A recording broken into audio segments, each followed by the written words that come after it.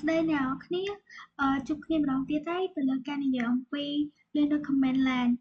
ដែលថ្ងៃនេះយើងនឹងមកនិយាយអំពី part 2របស់យើងអញ្ចឹងដើម្បីថាពេលនេះចូលទៅមើល slide មកទៀត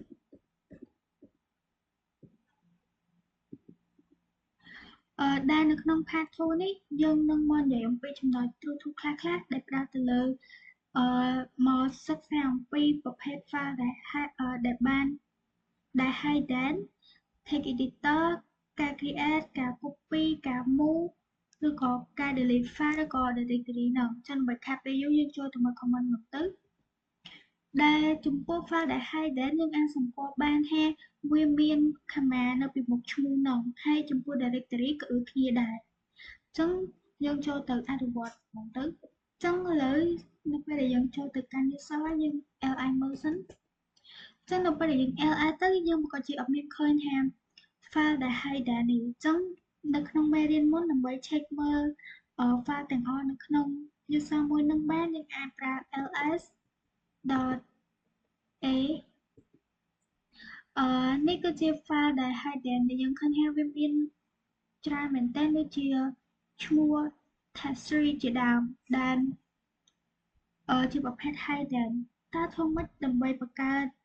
file ឬក៏ folder ជាប្រភេទ hidden ហ្នឹងចឹងដើម្បីធ្វើការបង្កើតបានវាស្រួលមែនតើដែលយើងគ្រាន់តែបន្ថែមសញ្ញា command នៅពីមុខឈ្មោះហ្នឹងឥឡូវខ្ញុំចង់បង្កើត file មួយថ្មីដែល hidden ចឹងនៅក្នុងមេរៀនមុនដើម្បីបង្កើត file បានយើងប្រើពាក្យ touch ហើយដាក់ឈ្មោះ file ហ្នឹងប៉ុន្តែបើសិនជាយើងចង់បង្កើត file hidden វាស្រួលមែនតើយើងគ្រាន់តែបន្ថែមcommand នៅពីមុខឈ្មោះហ្នឹងទៅគឺបានហើយឥឡូវខ្ញុំចង់បង្កើតឈ្មោះ my.nu អូខេឥឡូវដើម្បីចង់ដឹងថាតើយើងបង្កើតសិក្សាអត់យើងលេងម្ដងទៀតនោះយើងអត់មានឃើញឈ្មោះ file my.nu file ហ្នឹងឯងចឹងដើម្បីស៊ីទៅកាន់file ដែល hidden ហ្នឹងយើងចូល ls.al ម្ដងទៀតនេះគឺជាឈ្មោះ file my.nu file ដែលជាប្រភេទ hidden ចឹងអាហ្នឹងគឺជារបៀបបង្កើត file hidden ចឹងដើម្បីបង្កើត folder ដែល hidden វិញតើយើងធ្វើម៉េចចឹងនៅមេរៀនមុនដើម្បីធ្វើការបង្កើតfolder បានយើងប្រើ media ចឹងយើងប្រើ media ទៀតទៅហើយយើងគ្រាន់តែបន្ថែម command ពីមុខdirectory name ហ្នឹងទៅឥឡូវខ្ញុំចង់បង្កើតឈ្មោះ my.nu directory អូខេហើយយើង li ម្ដងទៀតអត់ឃើញមានឈ្មោះហ្នឹងទេចឹងយើង ls.al អូខេនេះគឺជាឈ្មោះ file my.nu directory ដែលជាប្រភេទ hidden ហ្នឹងចឹងនឹងឥឡូវសង្កត់ថាយើងអាចជាបង្កើត file hidden យើងអាចចេះមើលវាហើយយើងអាចចេះបង្កើត directory hidden ហើយក៏មើល file directory ដែលជាប្រភេទ hidden ហ្នឹងហើយអញ្ចឹងយើង move ទៅ command line បន្តទៀតជាការបង្កើត multiple directory វិញអញ្ចឹងដើម្បីធ្វើការបង្កើត multiple directory បានយើងអាចប្រើ command media ដែរឥឡូវខ្ញុំចង់បង្កើត file directory ឈ្មោះពី directory 1ដល់ directory 10ទៅអញ្ចឹងយើងអាចប្រើ media ឈ្មោះខ្ញុំដាក់លេខ1.2ហើយដាក់លេខ10ដោយសារខ្ញុំចង់បង្កើតឈ្មោះពី1ដល់10អញ្ចឹងណាអញ្ចឹងយើង li មើលនេះគឺជា file directory ពីលេខ1ដល់លេខ10ដែលខ្ញុំបានបង្កើតអំបញ្ញមិញហ្នឹងអូខេឥឡូវចំពោះ point ហ្នឹងយើងសន្មតថាយើងបានចេះហើយអញ្ចឹងយើងចូលទៅ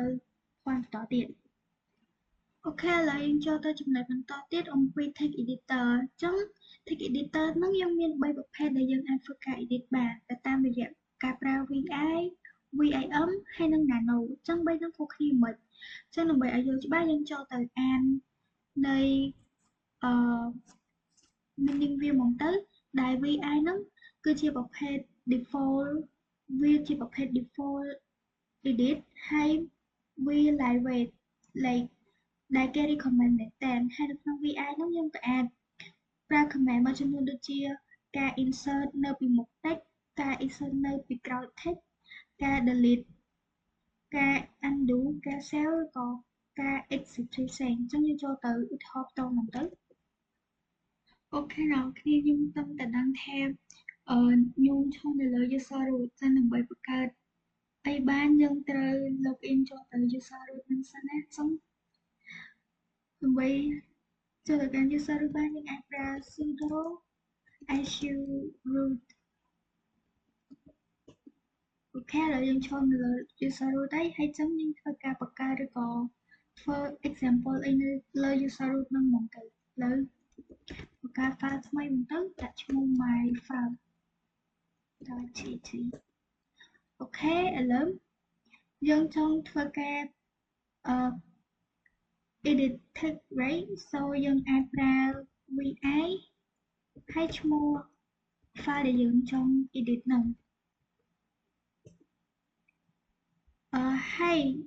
ដើម្បីធ្វើការ insert បានយើងអាចប្រើ I ឬក៏ A តាមពិតពីរហ្នឹងដូចតែគ្នាឯងយើងអាច insert បានទេគ្រាន់ថា I ហ្នឹងគឺ insert text នៅពីមុខ cursor ចុងបញ្ចប់ដែលយើងបាន save ហ្នឹងហើយចំពោះ I វិញគឺយើង insert text នៅពីក្រោយយើង insert នៅពីក្រោយ text ទៅលើ cursor ដែលយើងបាន save ចុងក្រោយលេខវាចាប់ to explain តែងតែឧទាហរណ៍ឥឡូវខ្ញុំប្រើដាក់លើកចុច I hello ហើយដើម្បី save យើងអាចចុច escape ចុច2ហើយ WQ អូខេយើងទៅ cat មើល file ហ្នឹង myfile.txt នេះគឺជា text ដែលយើងបានបញ្ចូលទៅលើ file myfile មិញហ្នឹងអញ្ចឹងយើងទៅសាកល្បងជាមួយនឹង I វិញជាមួយនឹង A វិញតើវាមានលក្ខណៈបែបម៉េច vi my ចឹងឥឡូវ cursor យើងឥឡូវខ្ញុំដាក់ cursor ទៅលើនៅពីក្រោយសញ្ញាឧទានចឹងបើសិនជាខ្ញុំចុចពាក្យ A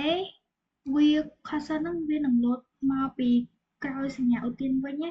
ប៉ុន្តែបើខ្ញុំចុចពាក្យ I វានឹងលោត cursor ទៅពីមុខឧទានហ្នឹងវិញអញ្ចឹងវាគឺបែបហ្នឹងនិយាយទៅក្នុងន័យ insert ដូចគ្នាឯង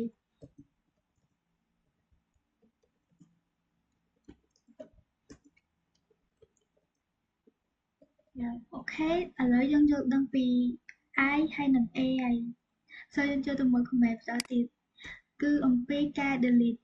ចឹងការ delete ហ្នឹងវាមានពីរប្រភេទទី1គឺ delete មួយ line ទី2គឺ delete 10 line ចឹងយើងសាកទៅ delete មួយ line សិនឥឡូវយើងទៅសេទិន្នន័យបានច្រើនហ្នឹង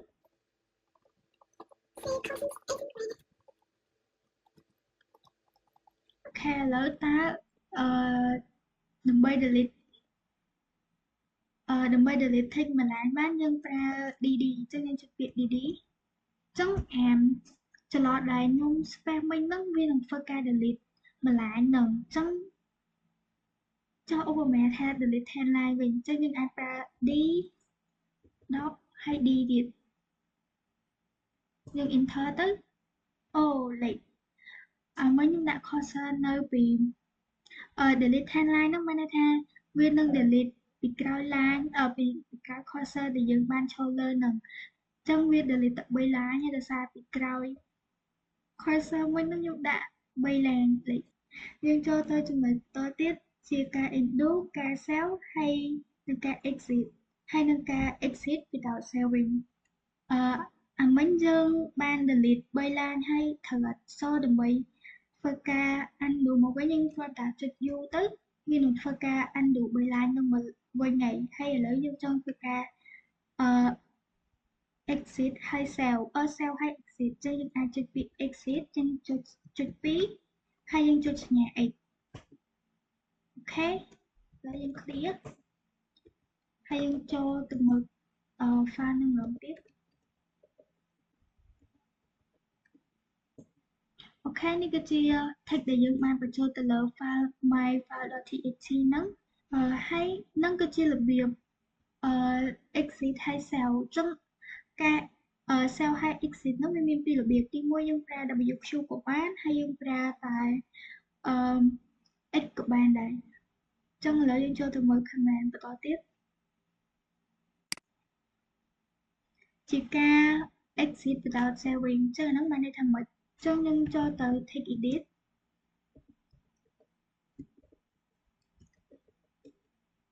អូខេឥឡូវខ្ញុំឧបមាថាខ្ញុំលុប3ជួរខាងក្រោមហ្នឹងចុះដើម្បីលុប3ជួរខាងក្រោមហ្នឹងយើងអាចប្រើD3D អូខេឥឡូវខ្ញុំចុច2ហើយឥឡូវខ្ញុំធ្វើការ exit ហើយអត់ save វិញចឹងខ្ញុំអាចប្រើ Q មិន Q សញ្ញាឧទាន clear cat my phone.tt ចឹងតំណែងហ្នឹងនឹងអត់បានលុបទេដោយសារតែអមិញខ្ញុំអត់បាន save គឺយើង exit យកមក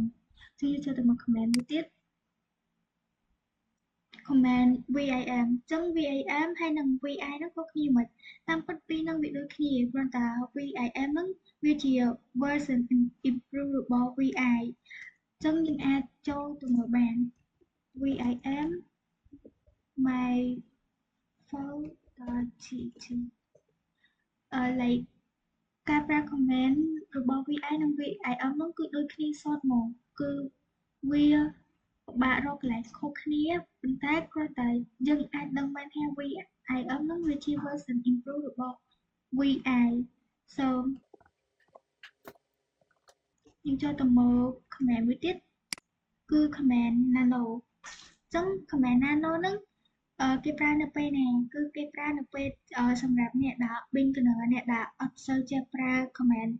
VI ចឹងណាចឹងមិញយើង edit text ជាមួយនឹង VIM ហើយនឹង VI right so យើងចូលទៅ nano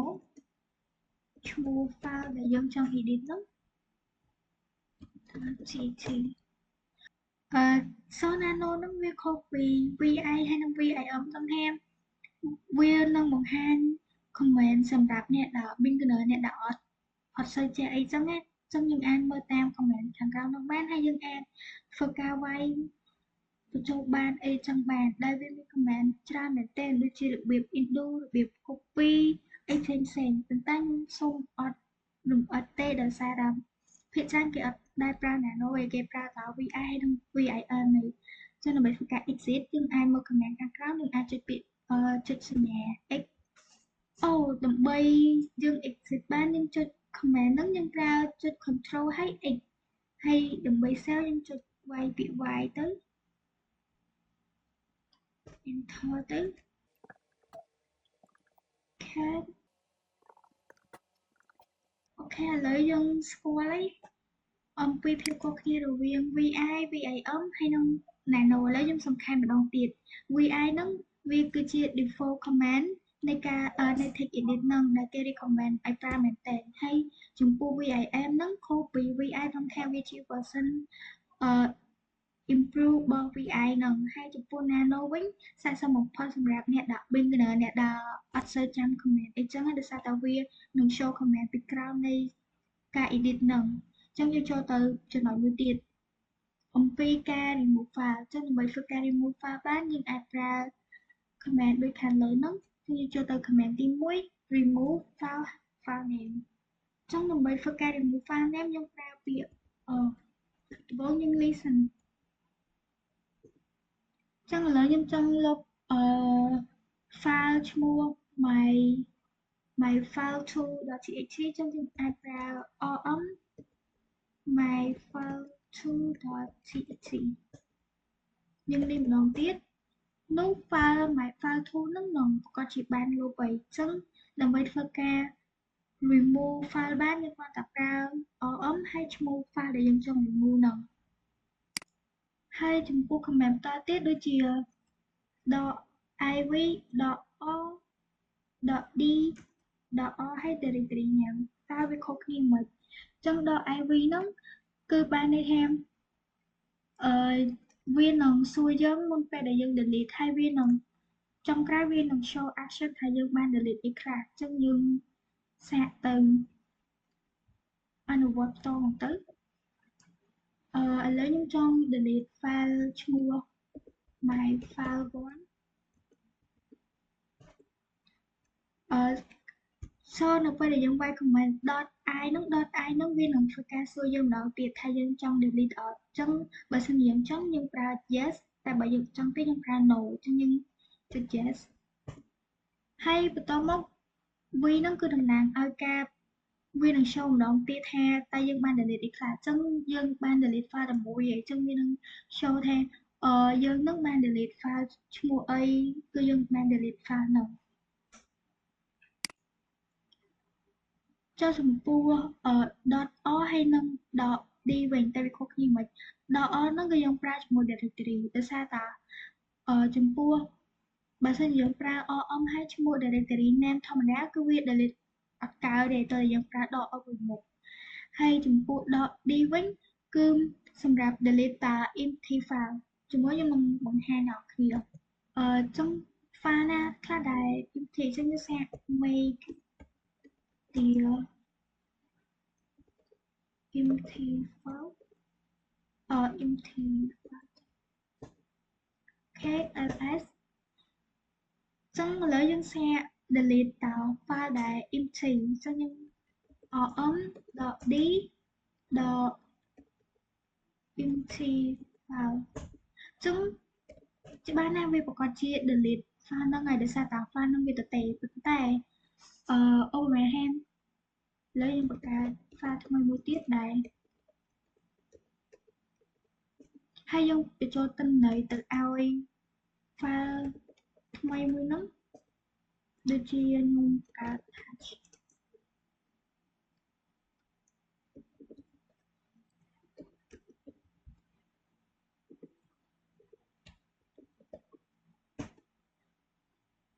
អូខេឥឡូវខ្ញុំសាក ls ឥឡូវ file not empty ហ្នឹងវាមានអីនៅក្នុងហ្នឹងហើយយើងសាកទៅ delete វាសាកមើលចង់ដឹងថាតើវា delete បានអត់ចុះយើងប្រើ om.d file ដែលអត់ empty ហ្នឹងនោះវាច្បាស់ណាស់គឺវាអត់អាច delete បានទេដោយសារតា file ហ្នឹងវាមានទិន្នន័យនៅក្នុងហ្នឹងហើយវាមិនមែន empty ចឹងយើងចូលទៅចំណុចមួយទៀត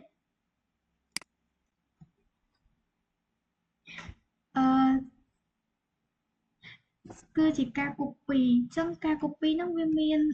3ប្រភេទទី1គឺយើង copy ហើយយើង keep file name ហ្នឹងដដែលទី2 copy ហើយយើង rename ឈ្មោះថ្មីហើយមួយទៀតគឺយើង copy directory ហ្នឹងទៅមូលហ្មងអញ្ចឹងយើងសាកទៅឧទាហរណ៍ជាក់ស្ដែងឥឡូវខ្ញុំចង់ copy ឈ្មោះ file not empty ហ្នឹង cp not empty ហ្នឹងទៅដាក់ឈ្មោះថ្មីដាក់ឈ្មោះថា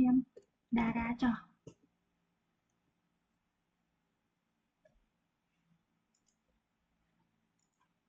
អូតារាហ្នឹងយើងអត់ទាន់បានបង្កើតទេចឹងយើងសាក media តារាសិនអូខេឥឡូវយើង copy ពី file not empty ហ្នឹងទៅដាក់តារាយើងប្រើ cp cp not empty ហើយទៅជាតារាហ្នឹង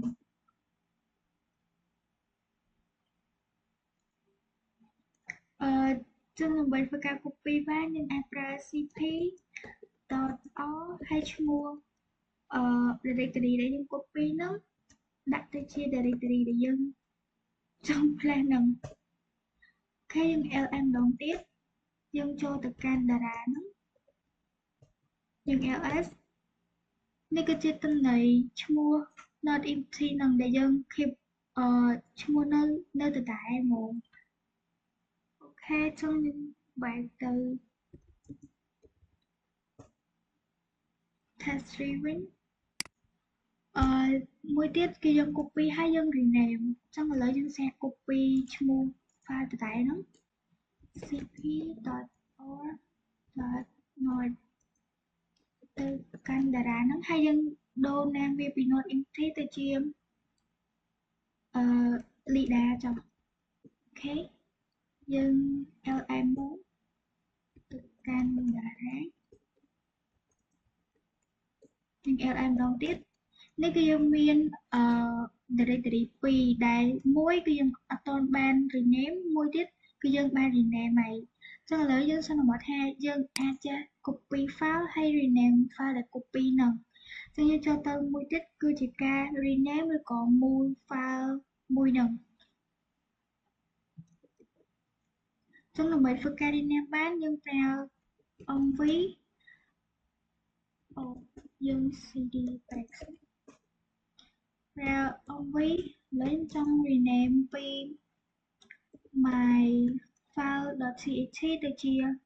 my new file.txt យើង ls ម្ដងទៀតចឹងវាប្រកាសជាបាត់ឈ្មោះ file my file.txt ហើយដោយសារតែយើងបាន rename ឈ្មោះហ្នឹងទៅជា my new file ហើយចឹងយើងចំណុចហ្នឹងមានអីបង្ហាញតែប៉ុណ្្នឹងឯងអូខេចឹងនេះគឺជាវីដេអូនៃសម្រាប់ part 2ដែលខ្ញុំមានអីបង្ហាញតែប៉ុណ្្នឹងឯងចឹងជួបគ្នាម្ដងទៀតនៅពេលក្រោយជម្រាបលាបាយបាយ